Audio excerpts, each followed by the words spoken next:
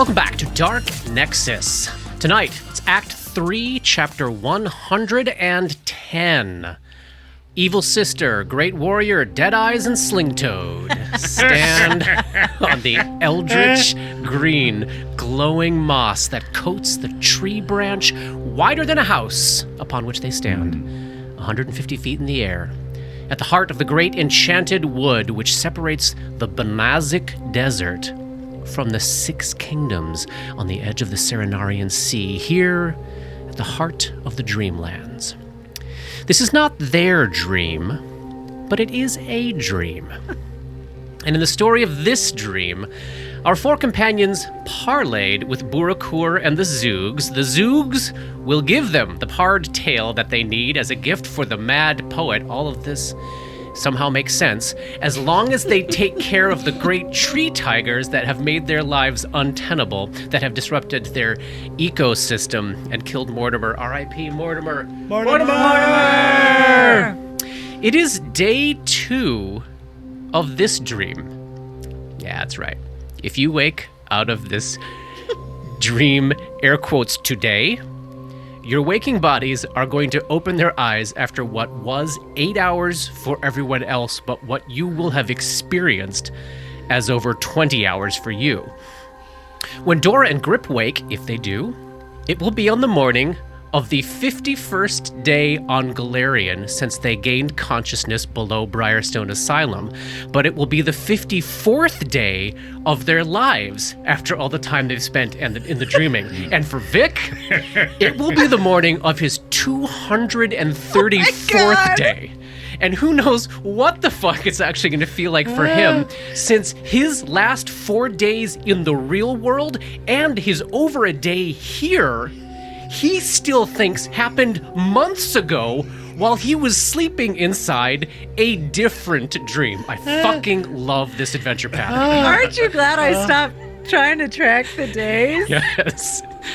I hope we're layering on this insanity at a slow enough of a boiling pot of water to a lobster pace that the increasing complexity of this timeline is enjoyable and followable. I'm really trying to dole this all out at an even keel. Mm-hmm. I just want to make sure I understand. Are you suggesting that our podcast is similar to cooking people alive so they don't jump out of it? A little bit. Frogs. Lobsters, And lobsters, frogs. yeah. Not people. Okay. That's Okay.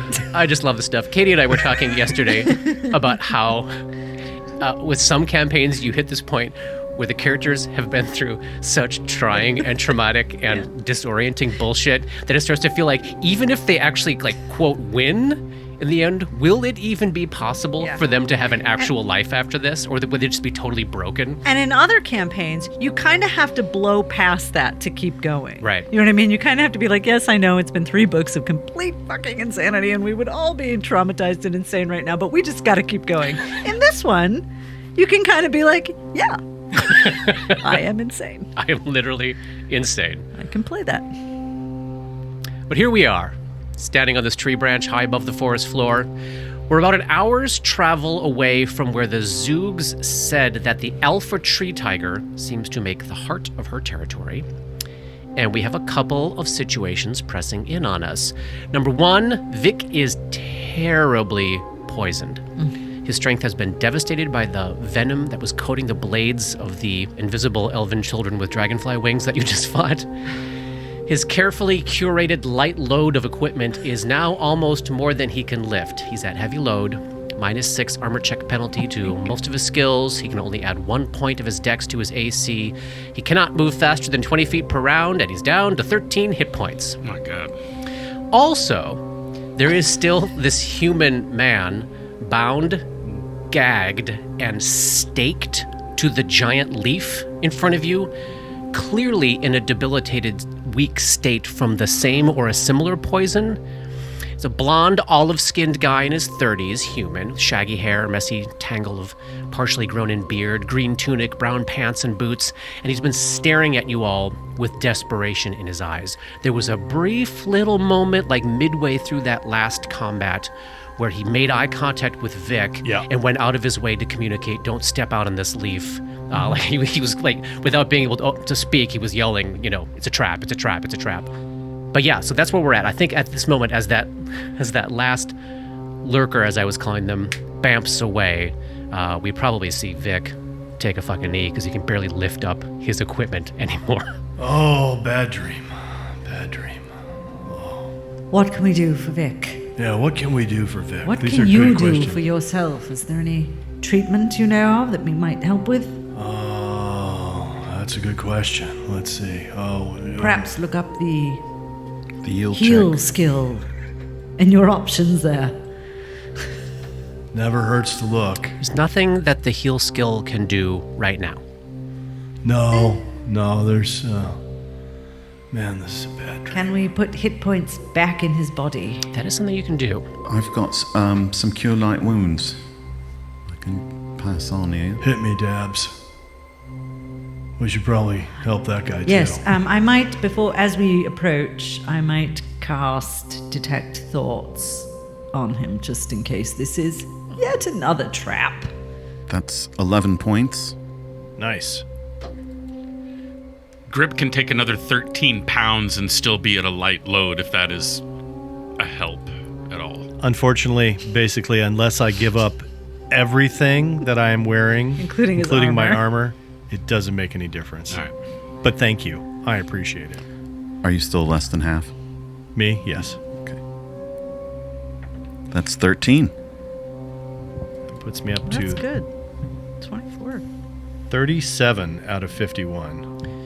And Katie, how's Dora doing this? Is she trying to cast it on the sly and study him, or is she trying always to... casts on the sly. She has no somatic or verbal components, so... I'm thinking from his perspective of feeling a mental assault on his brain. Are you attempting to... I don't think I'm attempting to hide it. Okay. I don't know how I would. If he asks about it, she'll simply say... He can't speak. He's gagged. So you're just okay. trying... Yeah, okay. I just want to... Yeah. Okay. But I might follow it up with a message. Because he can speak that way without me having to approach him or step on the leaf or do anything. Well, he saw you all seemingly come to his aid, and now turning to each other and healing each other. I think I'm just going to have him choose to fail the save in this moment. Great. Quick bookkeeping thing. Yeah. Who has the gem? I do not. Dabs has it. Great. It is in Dabs' hand. Fantastic. You may want to look at him as literally nothing is ever what it seems to be. Didn't we already look We at him did. through the gym? Yeah, you did. Okay. Do it. Everything about what you see on that leaf is Great. as it seems. Great. But he did gesture that it was trapped. Yeah. Yeah, he did, like gestured with his eyes, shook his head like within the confines of his binding. And I then told everybody, don't touch him. Yeah. So then I'll get as close to him as I can Yeah. without... You can do it from where you're at. You're good. Yeah. So you're feeling this just intense, an intense mixture of relief at, oh, thank the will, I think they're here to save me, and oh my fucking God, is this just another Right. nightmare situation where they're going to turn on me and try to kill me? Okay. I have to hope that they're here to save me. They seem to be people. And you feel that with I kind of remember what it's like to see people. Yeah. It seems okay. like a little bit of a... So Dora says, "My name is Dora, and we're here to rescue you." You see a little tear of gratitude and relief form in his eyes. Dora kind of subconsciously hunches over a little bit, as if hiding, and remembers the desiccated hand of a crone on a plinth that she knew of before she saw it in Iris Hill, but now she has the actual visual of it in real life. And with that, she casts Mage Hand to remove the gag from this gentleman's mouth. Yeah, so she just points her finger at it, and all of you watch as the gag unknots itself on the side of his head and peels away. Oh, be careful. Yes. Not too loud, then. Thank you. What is your name? Chester Binley. Who are you? My name is Dora. Dora, thank you for helping. Be very, very careful when you step out on this leaf. It's like pressure sensitive or something. There's some bindings by my right hand. Can you all see that? Be very careful over in that area. They've got it tied to something below the leaf. I didn't see the whole thing of what they were doing. If I untie you, Yes. can you get up on your own, or is it too dangerous? Look, I'm extremely weak from the poison that they used on me. I think it might be safest if... Hello, big fella. Hey. If you perhaps grab my feet and as you unloose it, maybe hang on to me in case something happens, but otherwise, like, pull me off this thing because I don't trust myself to stand up because, frankly, I'm so weak. In the interest of expediency, I shall mage hand the binds if you grab him. Yeah, I'll grab his ankles. Let me check and see if there's any kind of trap, because it might not just drop him, it might do Yes. something else. We're going to have a look. Thank you. And Vic literally sort of almost crawls over to him, I guess. Yeah, like going like flat on your belly and inching out. Yeah. As long as So it that you're feels safe on this distributing your giant weight leaf. evenly. Give me a perception check there. Right. This is Vic, and this is Dabwick. And Hello. This is Grip. Vic, Dabwick, Grip. Chester Binley. Wonder where I came up with that name. You're actually people. Yes. It's a matter of perspective. It's been some time since you've seen people, I understand? I have not seen people for weeks. I have not felt the will of the world for weeks. That expression jumps out immediately to Dabwick. That is what the druids of the Wildwood Lodge out in Taldor and in the Verduran Forest, like that is what they call the sort of consciousness of the world that powers their spells. I don't know that Dabwick necessarily thinks in those terms, but you would know it, and you would recognize that as like, this is somebody who either is a druid or spends time with druids or like has come up in the green faith, it's called. And similar to what you experienced when you last tried to meditate, obviously he seems to be similarly cut off from that sense of actual profound connection to the natural world, that this doesn't feel real to him. He can't hear the will of the world. What'd you get there, Johnny? I got a 13. I'm mostly aware of how everything feels real heavy and shitty. Oh, buddy. But he did tell me specifically sort of where to look, so... Oh, God, does he fall on 200? Give me a strength check there, Gripper. And then we'll describe what happens here. Oh, my God. I'll feel really bad if he falls all the way to the ground. 21. Oh, fucking fantastic.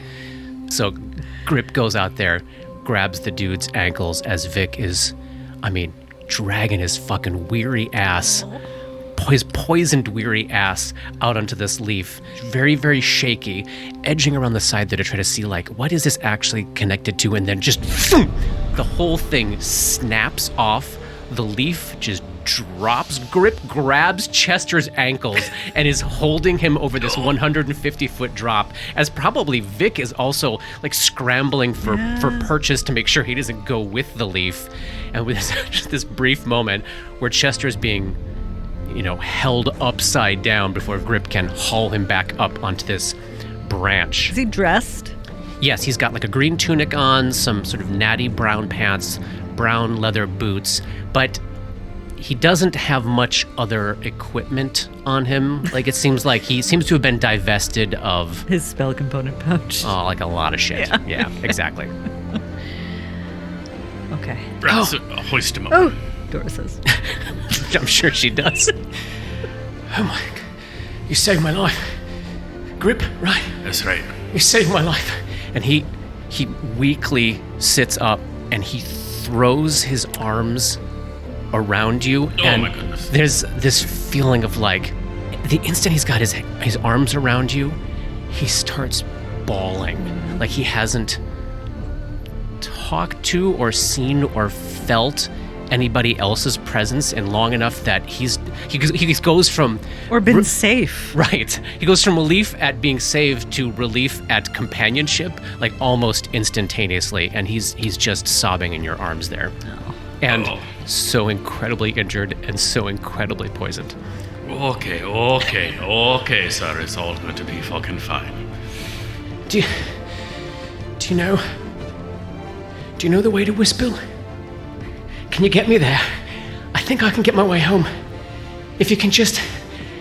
And I understand you've probably got your own business going on here, but if you could at least... If you can't get me to Wispel, if you could point me in the direction, I've got to get home to my family.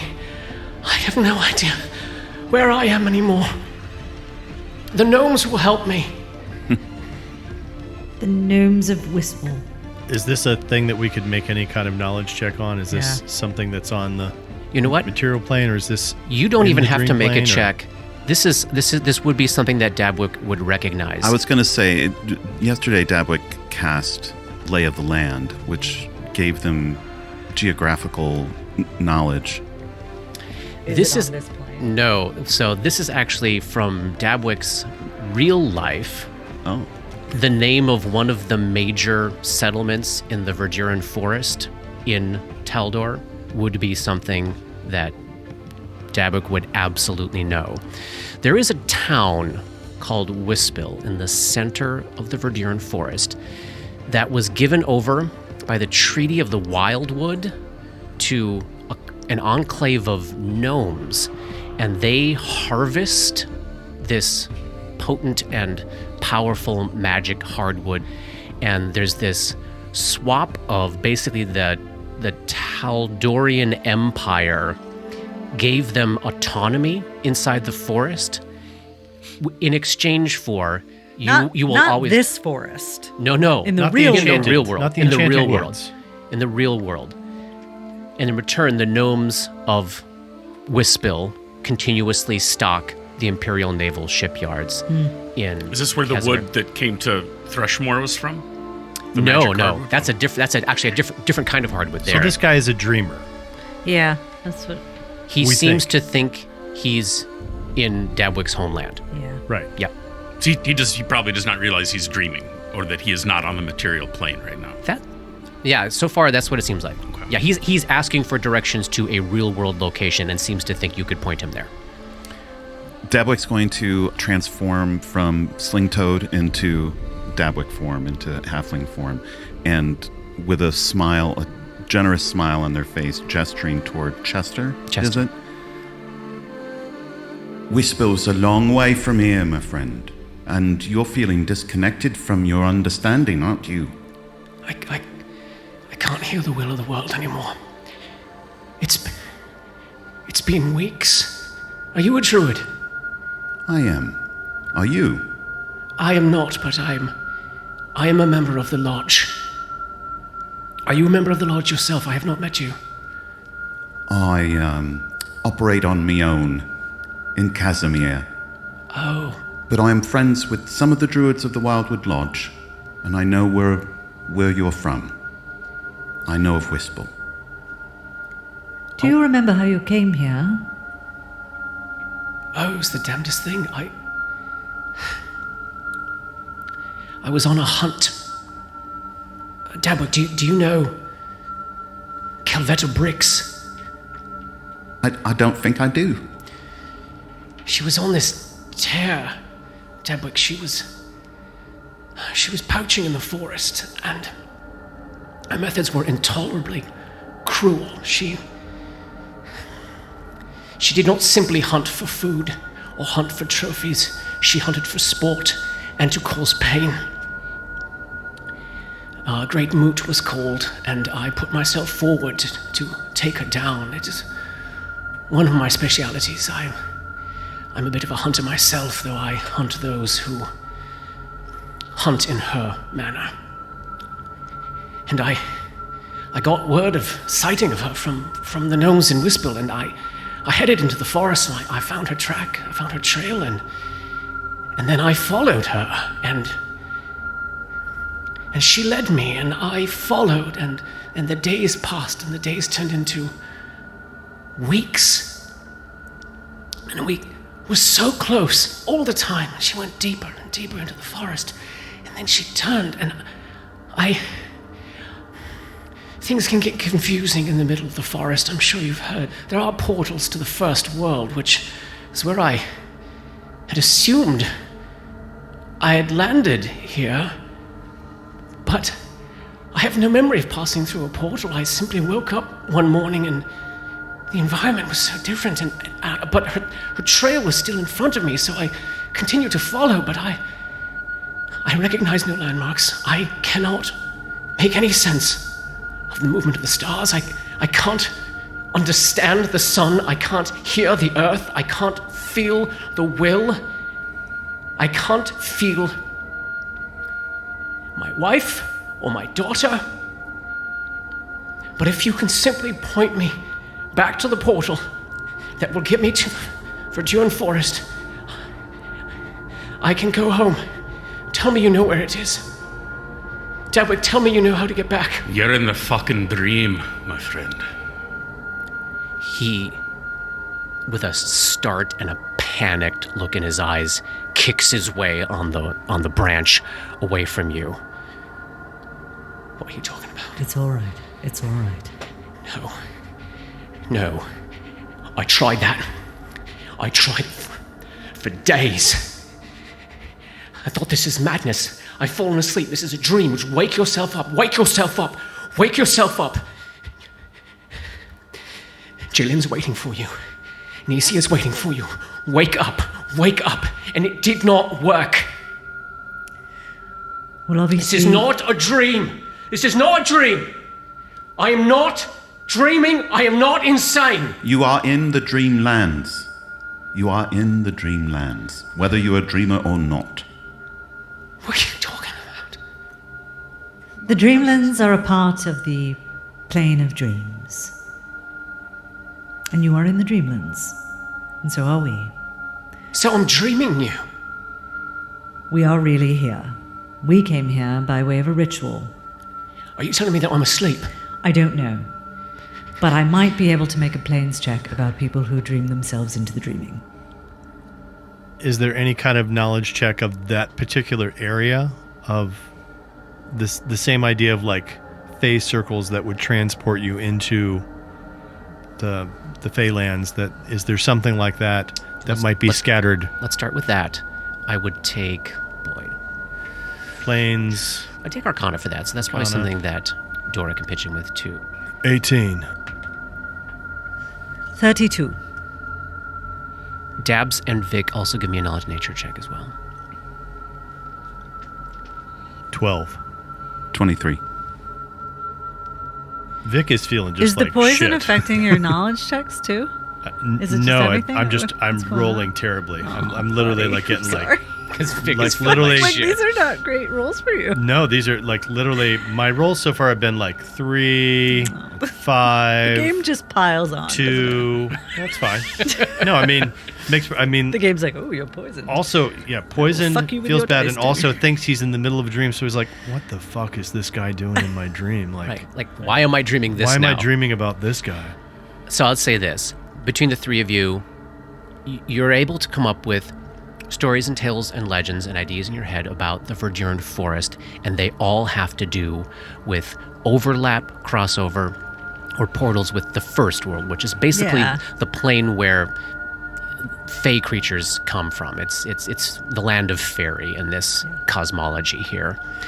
No stories whatsoever can any of the three of you like pull out of your mind palaces about the dreaming having some overlap, some special overlap with the Verduran Forest. There's just like nothing's pinging at all. But now, so you want to do a planes check, Yeah. Katie? About people Vic- dreaming Vic's got that themselves too, into right? the- Yeah. Tell me what you think. You have this one time.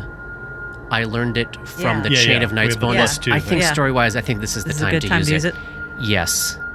26. And Vic? 28. This is absolutely where you would have learned this. This is a great use for this. Yeah.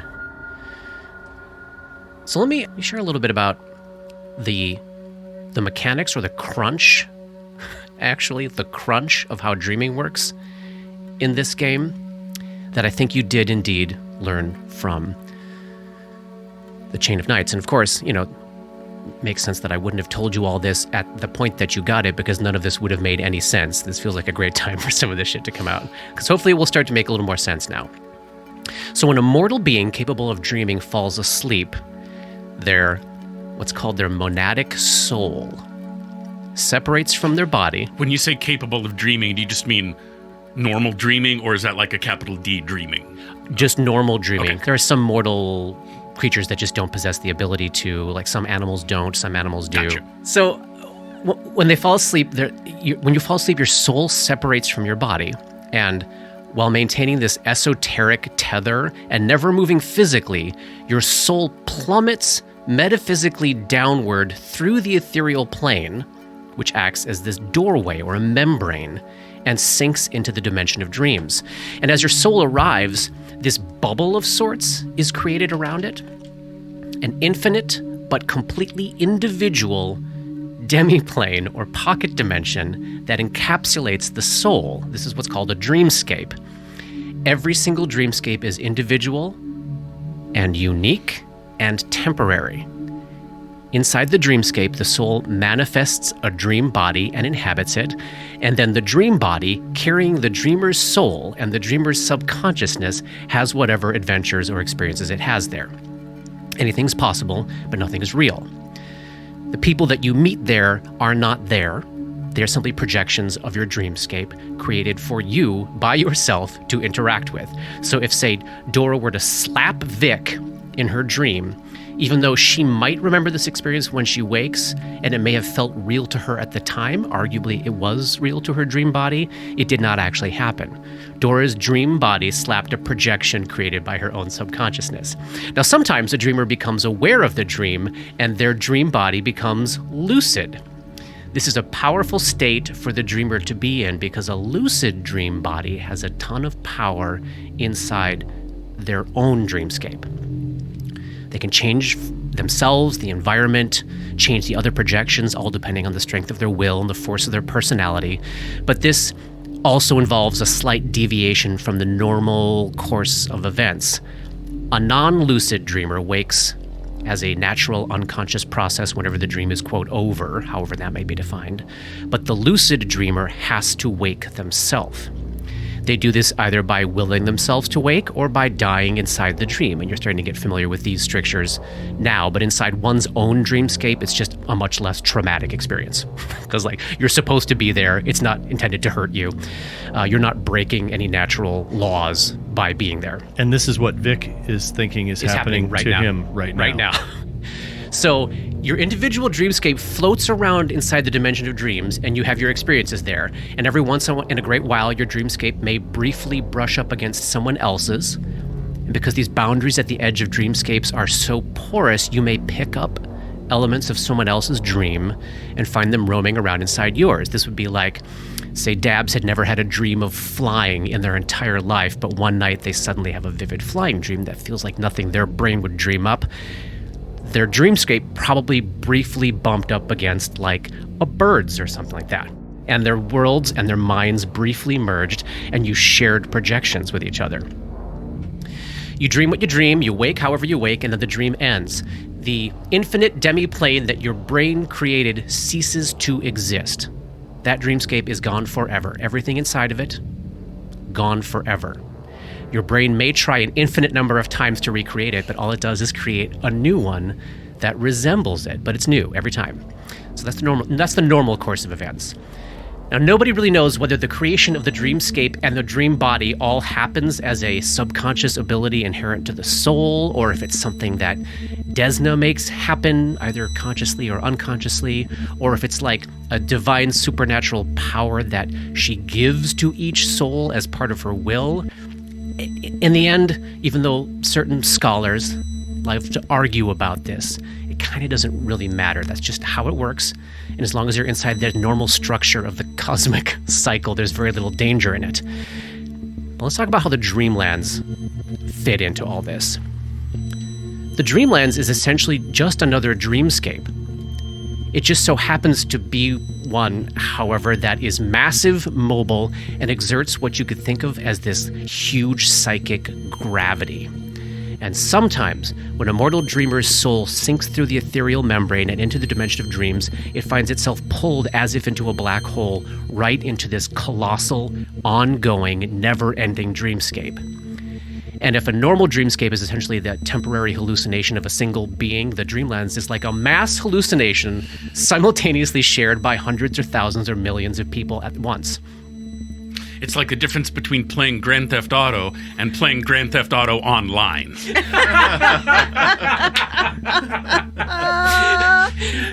So just like in a normal dream, it is possible for one's dream body to be lucid or not in the Dreamlands.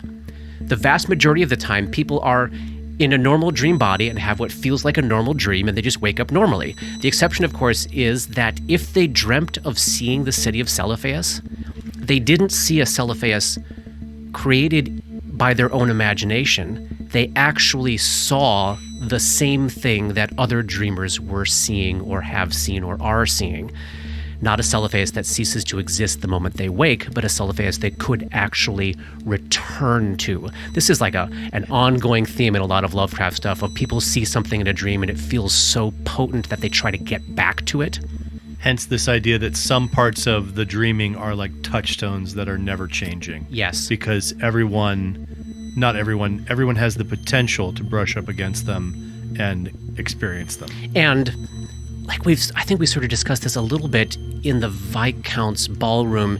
If mortals are seeing it in the dream, there's a measure of stability to it. But then if all mortal eyes fall off of it, things could change. In this case of the Enchanted Wood, many moons could pass.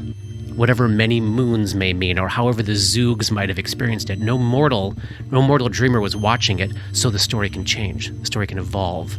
But if you're there watching it, that's the thing that's, quote, stable. It becomes persistent then. Yeah. Once it is witnessed, Yep. it becomes persistent. Yep. So what happened to this guy? well, we're getting there. Got to get the background information first, understand what Yeah. happened to poor Chester. So the experiences you can have here are a little different than a normal dreamscape. In the Dora slapping Vic scenario, this could go down, I love this, yeah, Johnny's like, why me? It could go down a bunch of ways in the Dreamlands. So you could have a non-lucid Dora slapping a figment of Vic created by the Dreamlands. Okay, that did not happen, but Dora might remember it. Or a non-lucid Dora slaps the non-lucid dream body of Vic, who also happened to have dreamt himself there. Now here's where shit gets weird. This didn't happen, except it kind of did happen. One or the other of them, or both, might wake up with like loose memories of what was a shared, non-existent experience. And then let's jump all the way to where a lucid dream Dora slaps a lucid dream Vic. They both wake up remembering this experience, and the details are the same for both of them. So it did not happen, but we it both happened. remember It happened. It wasn't real, But it happened. But it was true. Yes, there we go. Exactly. So nobody knows how the Dreamlands are actually created. Some believe it's a place made by Desna to allow this sort of wild and weird and interesting shit to actually happen. Some believe, including Val Hadis, the author of The Chain of Nights, that the Dreamlands is actually the single dreamscape of one sleeping mortal of colossal psychic power, and that everyone who visits there is actually experiencing their dream. And that's a super scary prospect because it implies the possibility that one day that dreamer wakes up and everything and everyone in the Dreamlands would then cease to exist. Also, the Plateau of Leng is not like a physical location in the Dreamlands. It's actually a dreamscape inside the dream. And like, who's making that? Yeah. Is there a powerful dreamer like a Vic who's inside the Dreamlands but thinks they're awake, who is sleeping and dreaming the existence of Leng, and thus it exists? Who knows? So I'll try to get to what kicked this all off here. So Hopefully this helps you understand a little bit of what's going on with time and distance in the dreamlands. Basically, if mortal dreamers are witnessing it, it's fairly stable, but if no dreamers are there, it's just another dreamscape, and time and circumstances can kind of change by the time a place is next viewed by a dreamer. And as far as Jamandor goes, like once you are linked to him, even though he isn't the god of dreams, he is a god of dreams. So he doesn't make dreaming happen like Desna does, but he can circumvent some of the normal courses of events. He can draw your soul into his dreamscape. That's you dreaming his dream. He has the ability to watch and control your personal dreamscapes and the dreamscapes of an infinite number of dreamers all at once. That's him dreaming your dreams.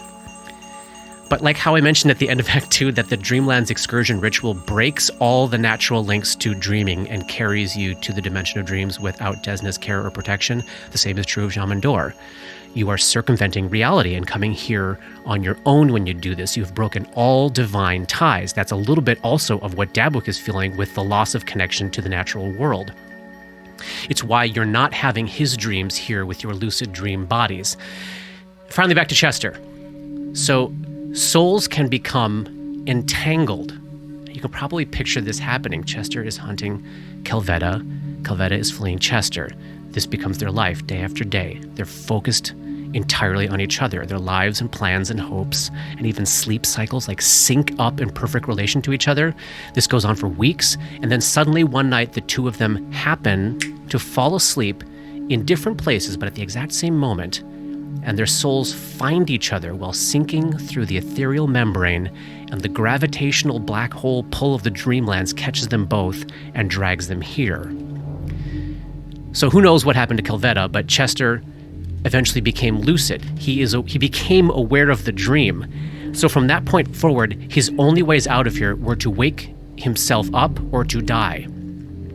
But sometimes, and it's very rare, but sometimes a lucid dreamer can't manage the act of waking themselves up. Their will isn't strong enough, or the tie to Desna has frayed or slipped or unraveled, and they become trapped.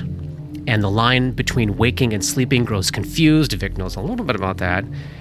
And as their soul spends more and more time in this plane of existence, in a state of subconsciousness, in a body not truly designed to last forever, shit gets weird. And Valhadis, in the Chain of Nights, tells stories of people waking after such an experience with damage to their sanity. Vic knows a little about that. But he also tells stories of people who sleep for months or years before waking, or some who cannot wake their lucid bodies up, who never wake up. Sleeping sickness. Yeah, absolutely.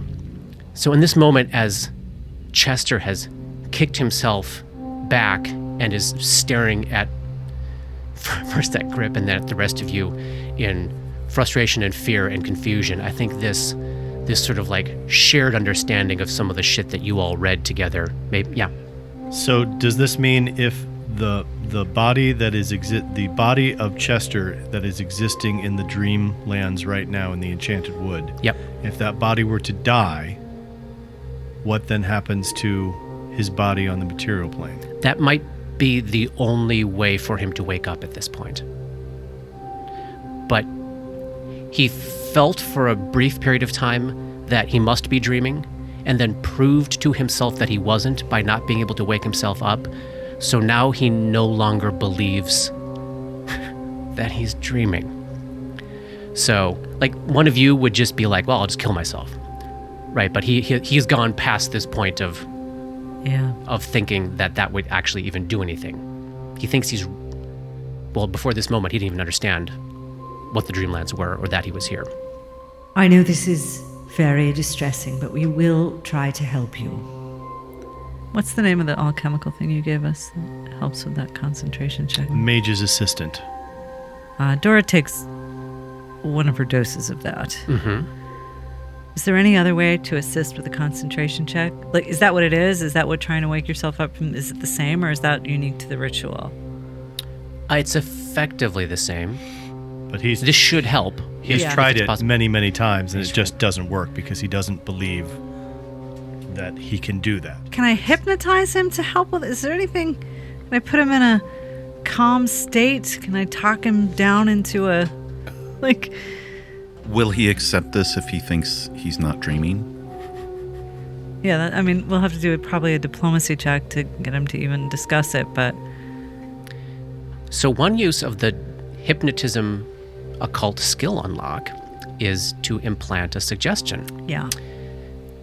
The subject has to be willing. You spend a minute inducing a trance-like state. You make a diplomacy check, and if you succeed, you implant a course of action as a suggestion spell, basically. Mm-hmm. So that might be a way to slip, if there's like a subconscious block at this point because of his experiences, that might be a way to slip underneath it. Chester, I'd like to help you. Can we talk? Of course. I understand how frightening all of this is, and completely valid and justified. But there is always a solution. There is always a way out. And I think we can help you find it. All right. Anything to get back to my family at this point. They need you. Is it Abadius already? Which is the first month of the year. the first month of the year. And it's not. It's Nath. Yeah. Kuthona. Oh, are we in Kuthona? Oh, yeah, because Yeah. we've traveled so much. Yeah. You fell asleep on the 11th of Kuthona. Yeah. Not yet. In a few weeks, it will be. A few weeks. Time is very weird here. My goodness, yes, of course. Of course. All right, you want to try what? I'd like to just try talking to you, relax you, to prepare you to wake up from this state. And you think I haven't tried this? I'm sure you have. I'm saying I might be able to help you, All right. if you trust me. And then what's you going to do to me? We're just going to talk. Okay, so you want to hand him this mineral-flecked navy blue liquid. Yes. This will help relax you, help you focus. Can I look at it? Yes. It was made by my friend here. If you want to ask him anything about it. Yeah. I think he would. He seems to have a little bit of alchemical knowledge, so he would actually ask you some questions about what went into it, what it's comprised of, what the process was, and he would be able. It seems like something he doesn't have the skill to make himself, but when you explain it to him, he kind of gets the gist of what you're saying. This is wild. I don't know why I'm having this conversation. Yeah. What do you mean? It doesn't matter. He's very tired and quite ill. Yeah, is there anything we can do to help him? Or me, for that matter? He casts pleading eyes at the druid, forcing Paul to say, No, my friend. I'm sorry. all right. And you can't demonstrate this for me. I've just got to go through with it. Well, it's very draining, I'm afraid, on my physical and mental being. So I understand. won't be able to do it again until I've recovered from that. Dabik, this will work. This will work, my friend. And you'll be back home. Why are you here? We are here on some unrelated business. We're on a quest to save the world. We gotta see some zoogs about a pard tail. Best sentence ever. You're staying. Yes, Yeah. for now. Calvata Brix is human. She's Chalaxian. She's approximately 5'8". She's got short cropped black hair last time I saw her. She's got a vicious scar that runs from the top of her forehead down over her eye and onto her right cheek. She's typically dressed in dark leathers. She had an animal companion at some point. I don't know if she still has it. Often it's birds. It's birds of prey, hawks, eagles, and so forth. If you find her, if she's still here, look for her. Look for signs of her, Tedwick. I don't know if she's still here, she found her way back, or she has yet to find her way back, but she must not return. She must not return. Promise me this. I will do what I can. Why must she not return? She's a monster. She tortures animals, Vic. Now I understand why you're in this dream. Got it. All right, what are you giving me? What is this? All right, this. I drink this. And he drinks it. Tell me about your daughter? Anesia. Yes. She's 6 years old. You remember the day she was born? I do. It was the 1st of Neth, 4699. Tell me more. This is her way into the hypnotism. Get him in a comfortable memory of home. So he tells about the early years living with his wife, Jalen, after their daughter was born, living on the edge of the verdurine forest. It's a very, with this little family, I picture the Dungeons and Dragons movie, the three of them living before everything went to shit. Yeah. Like this perfect kind of pastoral simple fairy existence, tale home on the edge of a magical wood, kind of perfect happiness and this 6-year-old daughter that he wants to return to. What year do we think it is right now? There we go. Yeah, because that was a long time ago. That was more than 6 years ago. Yeah. Dora clocked that. It's like He's 19 been here years. a really fucking 19 long years time. ago. But she's definitely not giving that away. Not giving that up. So he does slip into this trance, talking about his family from a very long time ago. So Dora's very pragmatic. He should not stay here, regardless of that discrepancy. So Dora spends 1 minute inducing this trance-like state. You attempt a diplomacy check, and the DC is 20 plus the subject's will save modifier against mind-affecting enchantment. I hope it's not effects. 10 or higher. 9. 30. 14 on the die. Implants as a course of action as a suggestion spell. All right, and the mage's assistant gives a +5 bonus on the concentration check. Yep, Sorry? for 1 hour. So the suggestion is keep trying until you do it. I think what Dora would find Yeah. as she's talking to him more and more is that the real suggestion is it could work. Right, because he doesn't believe it. He doesn't. Yeah. And as you're Right. sort of feeling the power of his will, it's formidable. Yeah. And that obviously. what was stopping him was not a failure to reach the DC. Right. It was the belief that it simply would not couldn't. work. Natural 20. I'll take credit for that. And he goes, Yes. So he is just in this trance-like state, lips smeared with this weird blue and metallic stuff, nodding off, listening to Dora talk to him, and then he starts to fade away.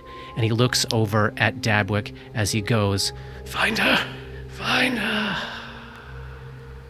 Dora is weeping, knowing what he's going to wake up to, finding that many, many years have passed. Will it for him, though? Yeah. Yeah, you can basically put together, he fell asleep in 4705. Yeah. So somehow his body Was that is... 13 years ago? That's What year is yeah, this one? That's 13 years ago. Yeah. So somehow his body is still alive, or he wouldn't be here, you think. Yeah. but I mean, here's the thing that Vic is trying to make sense of. If you go into the Dreamlands, you still have to eat. You still have to do all those things. Mm-hmm. So how is it that you're able to exist in this place for all this time, only subsisting on the things that are here? This dream body was hunting in this dream forest and was finding sustenance for this dream body. Now, the thing that may be messing with your head a little bit is the specific food that the Yellow King was imagining to existence for himself. He is something else other than a normal dream body. Yeah. And he was making something that just could not sustain you. But any food that we found in the Dreamlands, or we could live off of that. Yes, absolutely. So, like, the longer that you stay here without food, like, so far it's been kind of like less than 24 hours. If you stay here a whole other day, Dabs and Grip are probably going to have to do some survival checks to, scrounge up some delicious, tasty, four-headed birds to eat. But you would have every reason to believe that the animals that you found to kill here would be things that you could eat in these bodies at this moment. The way you're here. And also, is there any reason to believe that if that's the case, you could have gone to sleep and it's one night, whether you're here for 8 hours or 8 years, like... The way you're here? Yeah. Yeah. It doesn't matter, right? Right. However long you stay here now in the Enchanted Wood, whether it's just the rest of this day or you decide to stay for a year. Right. What the question I'm wondering about is, because the Dreamlands are this place where different dreamers run into, is it like time is a flat circle where everybody's coming from different timelines at the same time and connecting to it? Based on what you read in the Chain of Nights, I think you suspect he's going to wake up the exact same time you do, on the 12th of Got it. Neth, Okay. 4718. Okay. Yeah. Thank you. I get your question. So, we're about an hour away from the Tiger's hunting grounds. What's still going? See invisibility, mage armor, anything else? Anything that was 10 minutes per level? That's still good. Still good. Okay. I still have slate skin. Is everybody healed to the perfect fighting fitness that they want to be at? To take on an alpha tree tiger? No. No. I am at Boy. 37 of 51 hit points, and I'm totally fucked up, but that's where I'm at. And also, I don't think that I would really care that much. I'd be like, oh yeah, let's Consequences. go. Can we really travel to this place in an hour when he's encumbered so much? Grip, you want to just throw me on your shoulders there? Sure, hop on. I'll give you a gripper back ride. All right. God. So you'll be moving a little bit slower. All right, so we've got one more round of knowledge nature or knowledge geography checks to make. I think we landed on Vic aiding Dabs, both of you doing nature, right? That's Yeah. right. All right, so give me that aid check there for Vic, Johnny. Yep. That is a 19. All righty, so that's +2 to whatever you get here, Paul. Natural 20. Oh, sweet. Hey, you know what? Maybe that means it does only take about an hour. Again, this insane travel across these incredibly long, incredibly wide, glowing moss-covered trees, hundreds of feet above the ground, before you start to get to a territory where you see birds splayed out in bloody smears all over the fucking branches. Like, some giant fucking cats are going to town on the wildlife. So you had instructions from the Zoogs that would get you to, we believe this to be the heart of their territory. But, who knows where they're actually going to be. So let's start making some perception checks as we get into this area. And, let's just say, for fun, what's in your hands? What kind of weapons do you have out? What's going on with your kit at the I moment? don't have anything in my hand. Okay. I've got the scimitar. Oh, the Vorpal one? The Vorpal one. Dabwick? I would just, before we talk about weapons, I think slate skin is gone by now. If it's been an hour, Yeah. so I'm gonna uncheck that. Slate skin. What form are you in? You back to Gripply? Back to Gripply form. Sling Toad. Slingtoad. Slingtoad has their Darkwood staff in hand and the +1 returning dagger at the belt. And Vic's got Vanity, I'm assuming? Yep. Is there any buffing you want to do that lasts a certain length of time once you start hitting their territory? Yes. Tell me about it. Dabwick is going to cast Spider Climb Communal and Featherstep Mass on all of us. Yay. Love it. Vic is going to cast Tears to Wine, because that lasts 10 minutes per level. And he's got 2 gravity guns, so he's going to go ahead and cast one of those as well. So, as you get to this point, weapons come out, spider climbing commences, feather stepping commences, and that shift of we're trekking turns to, we're hunting. Turns very quickly to, as you see the sheer size of some of these birds that have been mauled by these tree tigers, turns a little bit into, We're terrified. we might be being hunted. being hunted. Let's start making some perception checks. What about Dabwick? 24. Vic? That's a 23 or a 26 for traps. Grip? That's a fuck you for a 29. Hell yeah, brother. And what about Dora? 25. Okay. No. My little orc ears are twitching. Yes, they are. Potion of hide from animals. Let's look and see what that is. Oh. Where did that come from? That came from the donjon. Yeah. That's Oh. how Had that far for a back that while. was. Yeah. Wild. 10 minutes per level, and it's a potion, so how long would it last? What level spell is it? I think it's one. It's a first level spell. 10 minutes. All right. Animals cannot sense the warded creatures. Even extraordinary or Nice. supernatural sensory capabilities, such as blind sense, blind sight, sense, and tremor sense, cannot detect or locate warded creatures. Wow. Animals simply act as though the warded creatures are not there.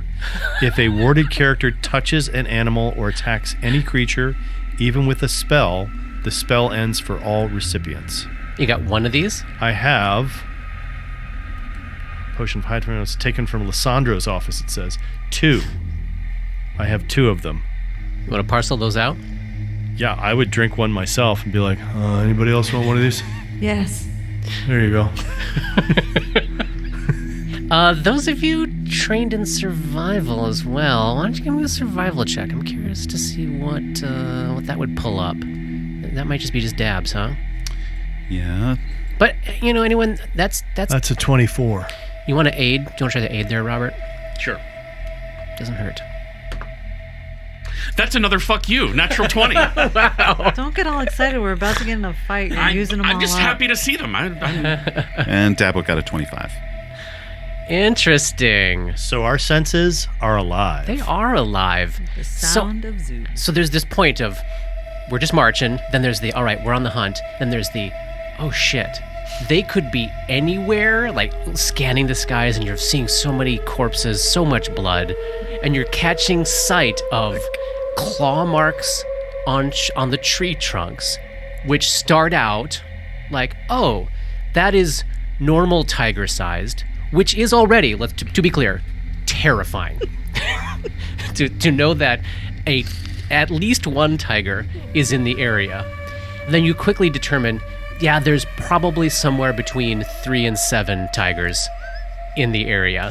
And then you start catching sight of the most grotesquely deep furrows of cat claws down the sides of these trees. We're like, I think we're looking at somewhere between a 15 and 20 foot long tiger. Is it like a Somalodon? Yes, exactly. Is hunting us out here. Then, I think, so what this survival check is going to get you to this moment of choice. All right, they're close, they're on the hunt. We have not yet caught sight of them, although,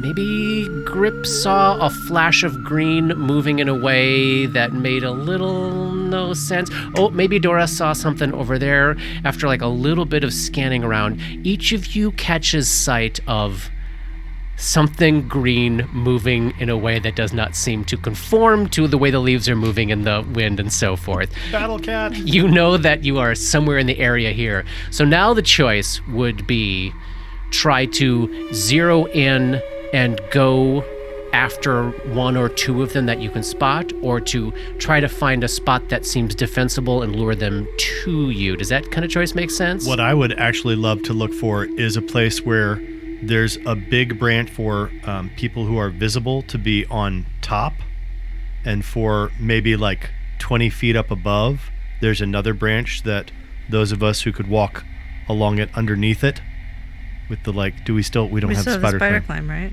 Yeah. So we could literally just be walking along underneath it, but looking down at the branch, so that we are in a place to not get attacked, but to be able to attack. That's what I would be looking for. So all of you walking under a branch, or some of you walking? The Dora and Vic, who are not able to be sensed at all, Got it.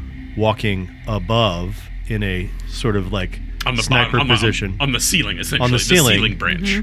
So not too far away, and also where they This is can't great. jump and get us. Yeah. And then, And then Gripper and the Dabs. I wouldn't count Are on the- them are not the- being able to jump and get us, but Or the okay. bait. yeah, Yeah. Yeah, that's that would be my, and also so that if we fell, it's only 20 feet rather than 200 feet. Absolutely. I love this. Those of you that are not entirely invisible and unperceptible to animals, looking at the two of you, are you attempting to be stealthy, or are you, at a certain point, are you just like, There's no... there's no point for you? that's a fool's errand for Grip. For grip.